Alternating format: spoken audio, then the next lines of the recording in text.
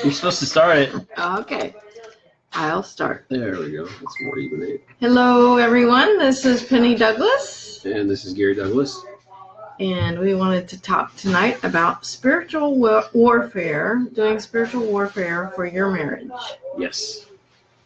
And that is a kind of warfare that is not against flesh and blood, and it's not against your husband or your wife or anybody else that is wearing human flesh. It's spiritual warfare against the enemy who hates marriage. And because marriage is to represent how God and his people relate, and the Son of God has the bride of Christ, and so our marriages are really meant to represent that relationship. And we got somebody, we have, I don't know who, let's see. This is a picture. There's a picture? Ah, one of my former first graders. There we go. Thank you for spelling that out. Using large letters. Yeah. Yeah. Lynn, Donnie's wife. Yeah. Okay, my cousin. Okay, Thank you for coming on. And we are going to be talking about a book that I can't find, Love and War. It's probably buried. Yeah. So, well, we'll just have to talk from our own experience then, since the book disappeared. Yeah.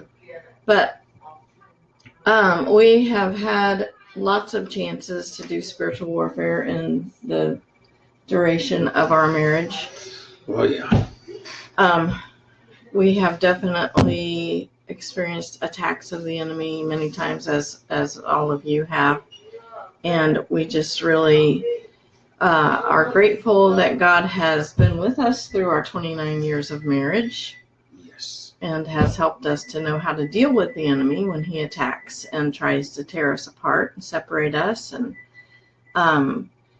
going back to like way back in our first years of marriage, we found out that there were things we needed to be delivered from, that the enemy had strongholds in each of our lives, and we had to just really confront those things. And you know, the Bible says there is power in the name of Jesus over the authority of the enemy. And so we would go through and identify whatever it was that the enemy was using against us, fear, or what are some of the other abandonment and bitterness, and all of those have spirits behind them, can get spirits behind them. That when you deal with issues that just keep showing up in the family, some people say, well, it's hereditary. I mean, issues of cancer and all that. You might be able to write it off, but when you talk about people having problems with alcohol from one generation to the next, I mean, or peculiar mishaps, accidents, and I mean, certain things, occur. I mean, everyone makes a little mistake or whatever, but I'm talking about something where there's a constant reoccurrence, things like that. Patterns, generational. Yeah, those things need to be addressed. I mean, generational issues that just keep happening over and over again. Yeah, among children, grandchildren, great-grandchildren. Yeah, there was a which was interesting, just to speak in parallel with that. One of the, I think one of the chieftains or counselors for the Yavapai, Roddy, he had told us when we were out there in Arizona way back when on our sojourn, he had told us that his tribe were having all kinds of peculiar accidents. There was a lot of people just dying from all kinds of weird things, and just things that just didn't make any sense. Way out of norm. Yeah, way out of norm. Yeah. Not just somebody leaving a car or truck, put in the emergency brake on, I'm working under it or whatever. But we're talking about where everything was locked down and it still rolled and killed someone. Yeah, And, mysterious yeah, things. a lot of things that just didn't make any sense. So what they all did is they got together and they got together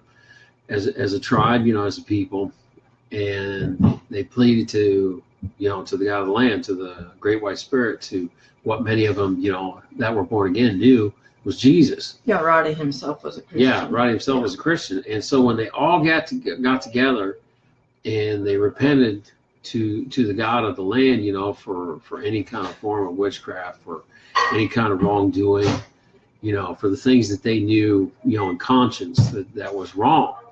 When they spoke of anything that was generational, when they had done this, all of a sudden, from that night on, there were no more accidents. Mm-hmm. There was no more injuries, no more deaths, nothing weird anymore at all.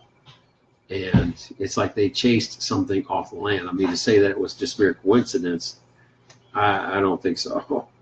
And he didn't believe that either, and neither did a lot of the other tribesmen. So even in our marriage and in others' marriages, we see that it's unexplainable things like, you can be just having a normal conversation and suddenly you're angry at each other. And in some ways, a spiritually caused fight can happen because your words are twisted. And there is an actual spirit called Leviathan that will cause you to not be able to understand what your spouse is saying, and your spouse not to be able to understand and take the exact opposite meaning from what is being said. It causes a lot of arguments. And so knowing that, it's great to know what to do to get rid of that sort of thing so that won't happen, and to minimize the damage that can be done. There was a time when Gary was really down because we had so many things go wrong, and we had lost our house, and we ended up in Kansas City at the International House of Prayer, and we were in the prayer room, and he was so beaten down because he wasn't able to find a job even in a warehouse or at a McDonald's or anything. And we had already lived by faith for 3 or 4 years before that. And he knew that, it was time. We weren't getting that supernatural provision anymore. So he knew it was time for him to get a job. So he was trying to get technical writing jobs, but those weren't even, he wasn't getting any kind of movement at all on those. So he was applying for anything and everything, and he just couldn't get a job at all. And thank you for joining, Shelley. So he was very depressed, and you felt, how did you feel during that time? Useless. Yeah.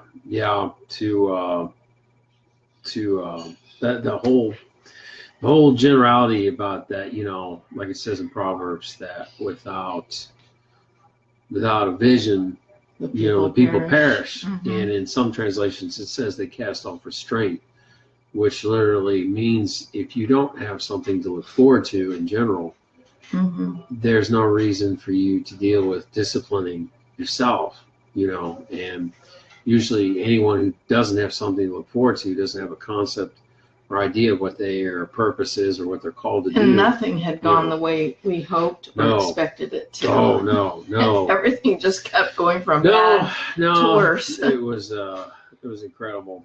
It was really vicious. So you were just really disappointed and discouraged and depressed. And he just wasn't really even able to function at that time because he was just so torn down and just didn't see any light at the end of the tunnel or anything. And I remember sitting in the prayer room there at International House of Prayer, sitting beside Gary. And I'm not one who actually, sees into the spirit realm much or anything, but I could see that I had to do warfare for him because he wasn't able to do it for himself at that moment in time. He was just too beaten down and too discouraged. And so I saw myself with the word of God, which is a sword, and I was fighting off the enemy. I had to be the one. I was defending him. I was, doing what needed to be done for our family. And it was effective, even though it was, it was all in the spirit. We couldn't really. Hi, Janet. Wow, this is so fun. I love having people from the past come on here, and I wish y'all would say hello, though. Yeah, we got some bugs here in Texas. Go figure. But there's a lot of bugs here in Texas, and ants. They're really bad. But anyway, yeah, we're in Texas. We were also in Kansas City, Missouri. We were in Arizona for a little bit. We were in Illinois. We were in Pennsylvania, and been everywhere. He's been and lived in South Carolina, working for a while, and Wisconsin also. So he's been even more places than the whole rest of the family. Our 10 kids and me sometimes had to fend without him for a while, but he's back. Praise the Lord for that. But anyway, when those kinds of things happen, he was able to rise up from that. And I really felt like God used me during that time to step in and do the spiritual warfare that he needed done for him. And so as couples, we need to do that sort of thing for each other. When we see that there is something not right, there's something weird going on here, like that is making our mate act in an unusual way and making trouble in the relationship that it shouldn't be. It's like strange and there's really no explanation for it. Then we know to wow, hi Dwayne and Mary Wiltberger. Are those friends of yours? It's good to see you. Okay, and so when unexplainable things like that are happening, your mate is very distressed. There could be a spiritual reason behind it. There could be some kind of stronghold, some kind of generational mindset, or something that is causing them to overreact or to react in a way that is just like, what did I say, or what's going on here? And when that happens, you really should take the time to pray together and find out what is the real source of the trouble. Yes. What has caused this reaction that is unexplainable, that you don't understand.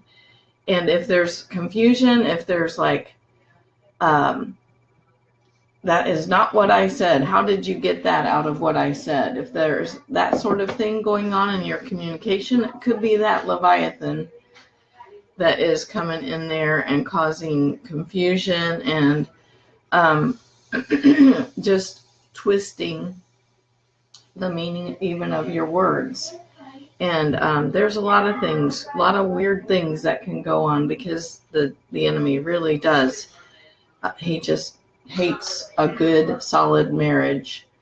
And he just does everything. I mean, just look at how marriage has been attacked and torn down from the way it used to be, not only in our nation, but around the world. It used to be a pretty solid institution. People would get married and stay married, but now a lot of young people don't even consider marriage. They just live together. Which is, as it's written, I mean, God flat out calls it like it is and says this ain't blessed and it won't work. And they think it's a matter of something that's contractual instead of covenant based. So So what's being done is that what we've been experiencing, what we've been seeing is that a lot of things that should be spoken, a lot of things we take in for granted that we think everyone else knows, they don't know. there's been a lot of indoctrination, if no one's been paying attention lately. Even a lot of the schools out of the way have become rather anti-family. Hush hush about where before they wanted the parents involved, now it's like they don't want them involved at all. Mm-hmm. And one of the biggest reasons why, after some of these things being exposed, is that they're teaching a lot of things that aren't right and encouraging, promiscuity, everything else that goes along with it, which is just total destructing. It's total destruction, self-destruction. And, they're not being told what's the end result, that kind of lifestyle. Immorality is encouraged and pushed, and And kids, that's all they hear day in and day out through media and through entertainment, through schools, indoctrination. And so what are they to believe? They might hear something different from their parents, but then their parents' opinions are totally just made to seem foolish by many. I'm going to take care of that phone. The phone's going crazy. Phone's beeping. So we just really feel strongly about defending the institution of marriage and families, and we know that families are the safest place for children to be raised, and that children do need a father and a mother for the best kind of balance in what they learn. And so we are just trying to do our part in helping to strengthen marriages. And one of the hard things to deal with is conflict, and the enemy definitely tries to get in there and take advantage of those times when there are disagreements. And as our kids have gotten older, the disagreements are they get the whole thing about like it says in Proverbs, train up a child in the way that they should go, and when they get old they won't depart from it.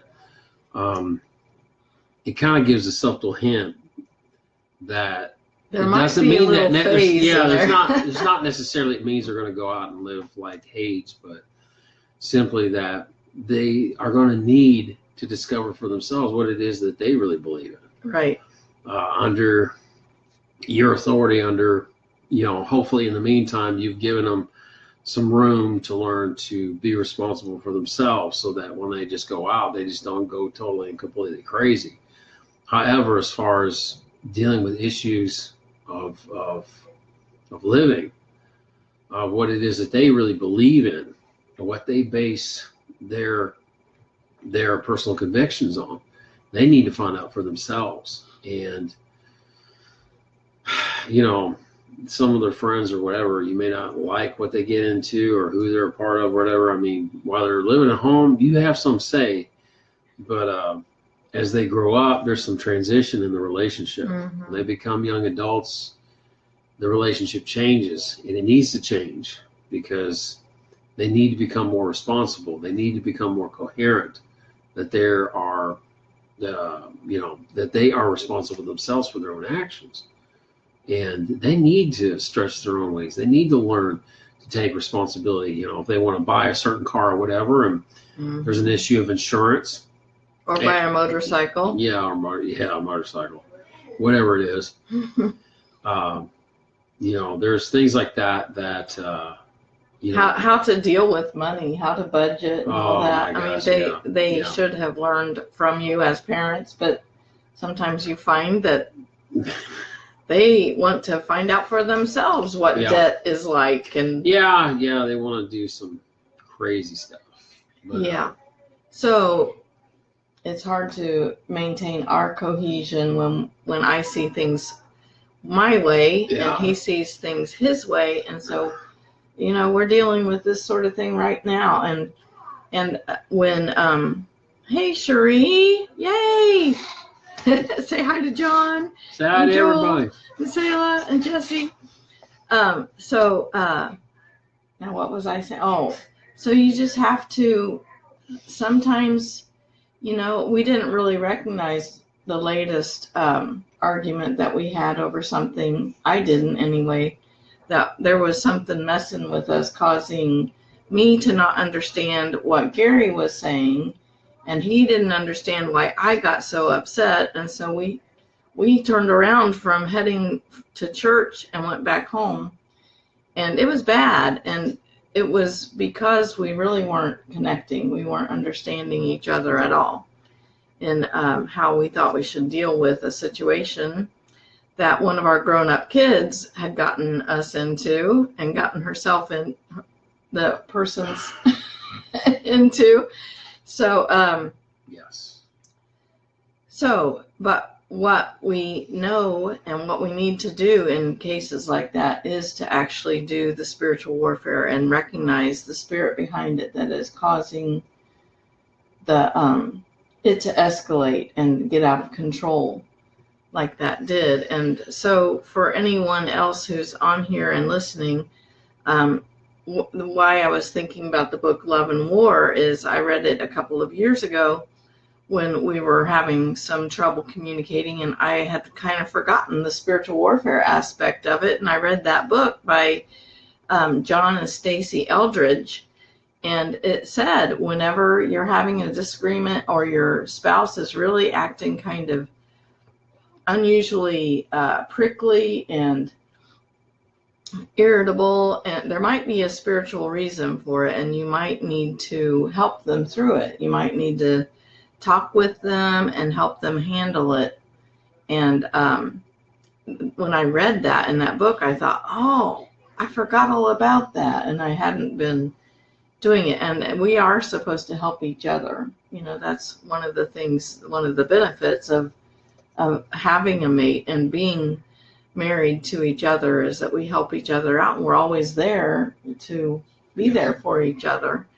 And so we can deal with those things. We can see whatever it is that's causing the trouble, that's magnifying whatever hardship or feeling or attitude or even attribute that person, if there's fear or anxiety or unforgiveness, is really bad. But if something has happened and it hasn't been dealt with, sometimes the other person will need help dealing with it spiritually. Yeah. And, two are better than one. And then with God, that's a threefold cord. And however, keep in mind, as far as the issues that you get into, clashes to start with, it's usually best not to try to solve it right there on the spot when you're both tired or sleepy. Usually, because how it works is that as soon, a woman gets mad, she can still rationalize. Hi, and Claudina. she can still work things out. The man gets mad, and the adrenaline seems to literally wash his mind. Hey. And I don't know, fight or flight, whatever you want to call it. But usually in the heat of the moment, it's best just let the guy walk away for a while. Mm-hmm. Let him calm down. Let the issue with the adrenaline and all that kind of wash away. And then begin again. And, and I tell that both, it should be for the men as well. You know what I'm talking about. When the heat of the moment is not the time. Yeah, when it gets mad, that's not the time. Right. To try to seek closure. You need to walk away. The woman needs to let her man walk away. Let him, calm down. Let him get himself cleared back up again. And pray separately and then come together then come back together. Pray together. Yeah. Praying is so important. If it's a tripart thing in marriage where God is indeed a part of the covenant, then it needs to be something agreed upon that, hey, if we have any clashes, we both pray separate, and then, there's an appointed time that you do come back together. Claudia says, agreed, needs some time to breathe. Yeah. Mm-hmm. It depends on but your if personality, you do go to prayer, yeah, you're probably going to get your head on straight, and you're going to be able to then deal with each other. It's in a better way. something to be agreed upon to start with prior to any kind of issues, because it just seems funny. I mean, there's a lot of things we take for granted, so we don't ever say, okay, when we have another argument, let's work it out this way. Let's be in agreement about this. So that way, you're not amplifying already a volatile situation. I mean, there's more we could talk about this, but Yes, I don't know where are we at? We're at like 25 minutes and 30 seconds. Yeah. There's one more time when we went to the bed and breakfast. Well, yeah, on an anniversary. One of our anniversaries, the Lord made a way and provided the funds for us to go away on a little weekend trip to a bed and breakfast not far from home. So that made it really nice. It was wonderful. It's kind of country-ish, yes. Even though it's not too far from our home, which is not very country-ish, which I loved. As anybody who knows me knows that I want to get to the country any chance I get. Thank you for coming on, Cece. Cece's here. Yeah. And Arisha, yeah, she's been on here with us before too. Thank you for coming on. I knew that the Lord had set that up. I hardly, we just don't spend money. We don't go away on trips unless like we have really strong leading because it's usually not even in our budget. But that year I just knew I was supposed to get him away from everything that could distract or cause him to not be able to concentrate on what it was that the Lord wanted to deal with. And the Lord had shown me some things that I needed to talk with him about that were from his, what was that, great uncle? Yeah. Yeah. And so we had to actually do some deliverance. Should try coming. Are you in Magnolia? Magnolia. Oh wow, we checked that out quite a while ago. That was a good movie too. Steel Magnolias. Yeah, there we go. But remember, I wanted you to take me there so I could see it because we were out of time. Yeah. Well, we didn't really have any good connections or anything, but yeah, that would be a nice place to live. Oh my gosh, yeah. That's pretty country, to say the least. But so we oh no, where was I? Oh, we went away for the weekend, and I told him that I knew that some of the anger issues and stuff stemmed from an ancestor who had been involved in some pretty occultic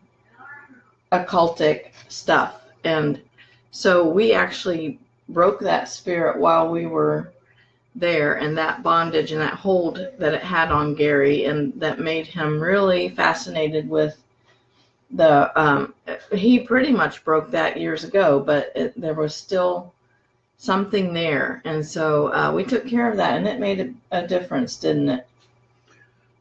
We're talking about this recent takeoff? No, the one bed way and back, breakfast at Honey Farm. Oh yeah, okay. Yeah. We're on the same note, guys. Sorry, our scripts weren't matching up. Yeah. Our writers Remember, and what? It was great, and we took walks along that little country road. Yeah, and we did. Saw the horses. Yes, and we did. Horses, and yeah. And it was good. It really did make a difference. It did. There was it set you free from whatever that was. Yeah, it was interesting. Somebody's laughing. Yeah. I can't see when they pop who that is. Laugh again so I can see who you are. But anyway. Yeah. It's interactive, I know. Okay, so we need a bigger screen. Maybe we can project it. That's what I was thinking. Yeah, Belinda was just talking about that movie, Steel Magnolias. Oh, yeah. There you go. Claudina said that. Yeah, I'm talking about that's so that's a blast from the past. Oh yes. But Claudina says we're funny and cute. Oh well, okay. We'll roll with that. We're still cute after all these years. Oh man. Okay, so and we're funny because it's like 9 something at night, and he's been working all day and gone to the gym. So yeah, it's approximately we're what, kind of tired. 12, yeah. Aaron. It's about 18 hours. Yeah, Yeah, you about had 18 a hours long I've been day. awake. Of Gets course, up, I'm running on creatinine trade, so he gets up way too early in the morning I to wouldn't beat the suggest- traffic to I get to wouldn't- work. Yeah, But anyway, we're not saying we got this thing down and we're perfect at it, but we do know what to do. And so we wanted to pass that on to you in case you might Yeah. have some disagreements and struggles in your marriage and you think, why is this happening? Why is this so bad? We have come through so much together, and all of a sudden we're just really not able to get along with each other or understand each other. And Allie and Tammy, thank you for coming on. So that might be something that you need to do together, is pray together and ask the Lord to reveal to you what is making things so bad and making things so hard, and why you're just not connecting at all. Because as couples, we definitely need to preserve that connection yes. between us. And I'm gonna, since I can't find my Love and War book, I'm gonna hold up my Keep Your Love On book by Danny Silk, because this book helped me a lot. And he really talks a lot about preserving the connection between you, and also communication and boundaries, and having unconditional love for each other, and doing everything that you do out of love. I'm teaching him as we're doing this, because I keep reiterating these things over and over again so that we can get these principles down. Yes. Yes, 29 years and counting, and we're going to get it. But we're works in progress, and the Lord has helped us a lot. Hi, Allie. Hi, Aaron. Nice to see you. Well, I don't see you, but thanks for talking to me here. I know he just laughs at me, but it is exciting to see that people are joining us. And so watch the replay, because we said a lot in our 32 minutes here. Yeah. And so we're going to close for now, since we have gone 32 minutes. That's pretty long.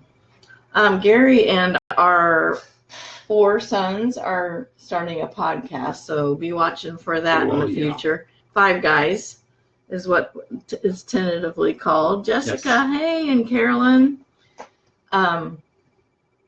So that's something in the works, and we've got some other things that we're trying to, as a family, we're trying to do. Definitely trying to do, put together some things here in the near future. Hey, where Tammy, we'll be addressing some. Jeff Weissong's Oh, wife. wow. Oh, wow. Hey. Yeah, we got some pretty heavy stuff to address as far as some things of script. I felt like God had inspired me to do. They're not necessarily really quick, but video, audio, you go take it either way, and it explains the issues that a lot of the young adults face today. I had originally put the material together for the sake of my sons and daughters, for some things that they didn't want to necessarily talk with mom and dad about. So thought they needed to learn it from their friends. Yeah, they need to learn from our friends. Yeah, it's like taking directions from somebody who's never movies been and there stuff. before. Yeah. But that's something else that'll be up and coming too. Be watching for us. I think be doing anybody more. who feels uncomfortable with it can say, "Here, kid, watch this." Yeah, Allie, I've been enjoying what you're doing with your family too. Hi, Jessica. So yeah, be watching. Gary has his own Facebook page, and I have mine. I'm Penney Marie, Penney Marie, and yours is. I'm probably what I'm thinking about doing is doing They're probably hard to a find. new page. I'm gonna end up doing a new page. Because there's a million Gary Douglases. Yeah, my name is so stinking It's so common. It's common. unbelievable.